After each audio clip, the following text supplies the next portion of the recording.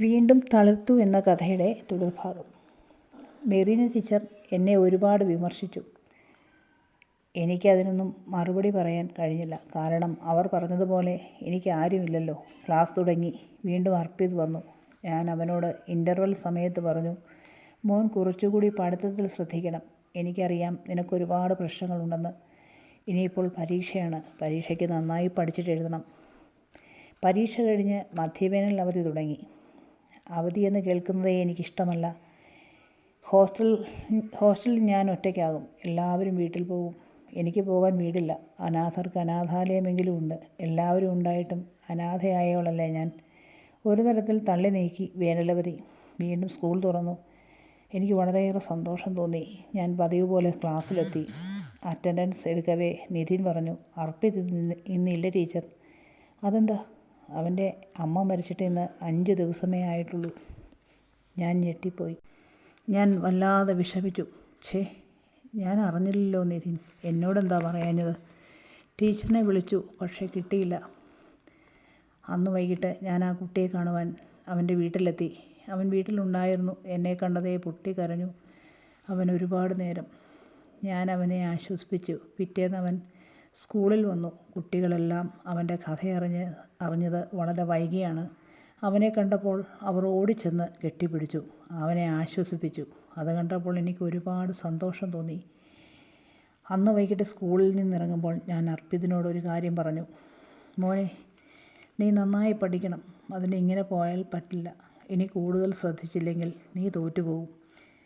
അതുകൊണ്ട് ടീച്ചർ ഒരു കാര്യം പറയാം. എന്താ ടീച്ചർ? ഇനി മുതൽ പണിക്ക് പോക്ക് നിർത്തണം. പരീക്ഷ കഴിയുന്നത് വരെ. മോൻ എത്ര വരെ വേണമെങ്കിലും പഠിക്കാം. ടീച്ചർ പഠിപ്പിച്ചോളാം. പഠിച്ചൊരു ജോലി കിട്ടുന്നത് വരെയുള്ള മോൻ്റെ എല്ലാ കാര്യങ്ങളും ടീച്ചർ നോക്കിക്കൊള്ളാം. ഇനി പഠിത്തത്തിൽ മാത്രം ശ്രദ്ധിച്ചാൽ മതി. എന്തു പറയുന്നു? അവനൊന്നും മിണ്ടാതെ നിന്നു. പിറ്റേന്ന് അവൻ എന്നോട് പറഞ്ഞു, ഞാൻ ടീച്ചർ പറയുന്ന പോലെ കേൾക്കാം. അങ്ങനെ അർപ്പിത് പഠിത്തത്തിൽ ശ്രദ്ധിക്കുവാൻ തുടങ്ങി. മാത്രമല്ല, അവൻ്റെ ജീവിത രീതികൾ അപ്പാടെ മാറ്റി. നല്ല വസ്ത്രങ്ങളും ചെരുപ്പും ബാഗും ഒക്കെ വാങ്ങിക്കൊടുത്തു. ഇതിനോടൊപ്പം ബുദ്ധിമുട്ടുള്ള വിഷയങ്ങൾക്ക് ട്യൂഷൻ കൊടുത്തു. അവൻ മിടുക്കനായി പഠിക്കുവാൻ തുടങ്ങി. ശ്യാമ ഒരു ദിവസം എന്നോട് പറഞ്ഞു, എല്ലാം നല്ലതാണ്, പക്ഷേ കിട്ടുന്ന ശമ്പളം മുഴുവൻ ചിലവാക്കി തീർക്കരുത്. നാളെ ഒരാവശ്യം വരുമ്പോൾ ആരും കാണില്ല. തനിക്ക് താൻ മാത്രമേ ഉള്ളൂ. അത് ഓർമ്മ വേണം. ഞാൻ ശ്യാമയെ വിളിച്ചു. എന്താ? വിളിക്കുകയൊന്നും വേണ്ട. ഏത് സ്കൂളിൽ ചെന്നാലും തൻ്റെ പരിപാടി ഇത് തന്നെയല്ലേ? ശ്യാമേ, നമുക്കാവുന്നതുപോലെ നാം മറ്റുള്ളവരെ സഹായിക്കണം. മറ്റുള്ളവരെ രക്ഷപ്പെടുത്താൻ ശ്രമിക്കണം. ആയിക്കോട്ടെ. അർപ്പിത് പഠിച്ച് നല്ല മാർക്കോടെ +2 പാസ്സായി. തുടർന്ന് അവൻ ഡിഗ്രിക്ക് നല്ല കോളേജിൽ അഡ്മിഷനും കിട്ടി. ഡിഗ്രിക്ക് അവൻ എടുത്ത വിഷയം മാത്സാണ്. എന്തുകൊണ്ടാണ് ആ വിഷയം എടുത്തതെന്ന് ശ്യാമ ചോദിച്ചപ്പോൾ, ടീച്ചർ മാത്സല്ലേ പഠിപ്പിക്കുന്നത്, അതുകൊണ്ട്. ശ്യാമ ചോദിച്ചു, ടീച്ചറിനുള്ള ഇഷ്ടം കൊണ്ടാണ് മാത്സ് എടുത്തത് എന്ന് അവൻ തലയാട്ടി. എനിക്കൊരുപാട് സന്തോഷം തോന്നി. 3 കൊല്ലമായപ്പോൾ എനിക്ക് ആ സ്കൂളിൽ നിന്ന് സ്ഥലം മാറ്റമായി. യാത്ര പറഞ്ഞപ്പോൾ മെറീന ടീച്ചർ കെട്ടിപ്പിടിച്ച് പൊട്ടിക്കരഞ്ഞു. ടീച്ചർ, നിങ്ങളെപ്പോലെ ഒരാളെ പരിചയപ്പെടാൻ പറ്റിയത് ഞങ്ങളുടെ ഭാഗ്യമാണെന്ന് അവർ പറഞ്ഞു. കാരണം മറ്റൊന്നുമല്ല, തേനൂട്ടി പാലൂട്ടിയ മകൻ മയക്കുമരുന്നിനടിമയായി. ഒരു മകൾ ഉണ്ടായിരുന്നത് ആരുമറിയാതെ വിവാഹവും കഴിച്ചു. മക്കളെ കുറിച്ചുള്ള എല്ലാ പ്രതീക്ഷയും അസ്ഥാനത്തായി.